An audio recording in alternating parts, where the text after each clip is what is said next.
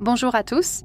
Devant moi, j'ai le Samsung Galaxy S26 Ultra et je vais vous montrer comment personnaliser et créer des motifs de vibration pour la sonnerie et les notifications.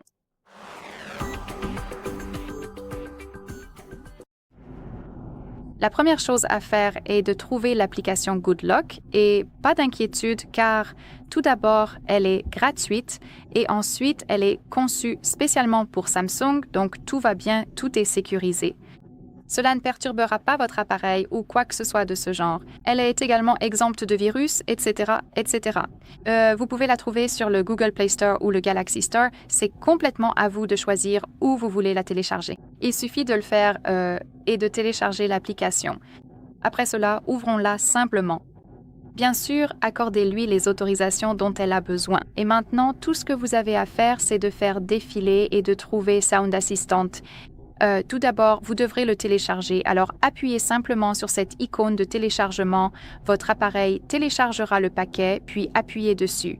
Ici, nous avons beaucoup de choses que nous pouvons personnaliser, en commençant par l'apparence du panneau de volume, le réglage du volume par palier, etc. Mais ce que je veux que vous fassiez, c'est de faire défiler et de trouver l'option effets sonores et vibrations avec personnaliser les motifs de vibration. Appuyez simplement dessus. Et comme vous pouvez le voir ici, nous avons notre section sonnerie et notification, donc en gros, les deux fonctionnent de la même manière. Vous pouvez simplement appuyer sur déplacer vers les paramètres de vibration. Et ici, nous avons différents motifs de vibration parmi lesquels nous pouvons choisir. Comme vous pouvez le voir, il y en a beaucoup. Nous avons le dubstep, le bounce, le cricket, le téléphone, etc. Vous ne pourrez pas vraiment l'entendre, ou peut-être que si. Donnez-moi juste une seconde. Pas vraiment. Rien n'a changé. Mais vous devez me croire, ici, nous avons différents motifs de vibration que nous pouvons utiliser et choisir selon nos besoins, selon nos mêmes préférences. Mais ce qui est aussi très sympa, c'est qu'on peut simplement revenir en arrière et ici, nous avons cette icône plus, alors laissez-moi appuyer dessus. Et comme vous pouvez le voir ici, nous pouvons en fait créer notre propre vibration. Donc en gros, l'écran, cette zone est divisée en 3 parties différentes. Ici, nous avons, je crois, la vibration forte, moyenne et faible.